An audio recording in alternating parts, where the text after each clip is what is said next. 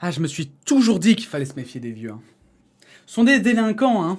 Ah non, mais vraiment. Incroyable cette vieillesse, hein. De nos jours. Alors je vous jure que la nouvelle est incroyable. J'en revenais pas moi-même. Elle est extrêmement drôle et bon, heureusement, il n'y a eu aucune conséquence grave, je crois. On va voir ça tout de suite. À 65 ans, elle chipe le camion des pompiers pour fuir sa maison de retraite. C'est un article du Progrès, hein. Samedi aux alentours de 20 h, une résidente de la maison de retraite La Montagne, située à Châtillon-sur-Chalaronne, a fouillé son établissement. C'est ce qui s'appelle prendre la poudre d'escampette, hein. Vieille expression pour vieille personne, évidemment. Samedi aux alentours de 20 h, une résidente de la maison de retraite La Montagne, située à Châtillon-sur-Chalaronne, a fouillé son établissement en improvisant un plan digne de la grande évasion. Le chant des sirènes. Toujours est-il que cette pensionnaire, âgée de 65 ans, n'a pas hésité à s'échapper à l'aide d'un véhicule appartenant au corps de sapeurs-pompiers stationné devant son établissement.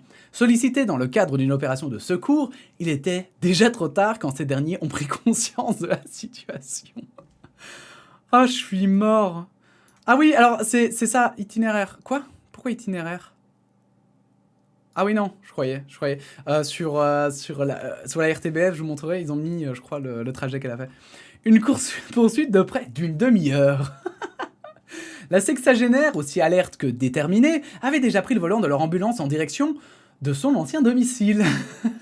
C'est là, à Beauregard, après une course-poursuite de près d'une demi-heure, que la fugitive a été retrouvée. Prise en charge par les gendarmes de la brigade de Venas, la résidence, troublée, a passé la soirée à l'hôpital de Villefranche-sur-Saône, après y avoir été évacuée par les sapeurs-pompiers.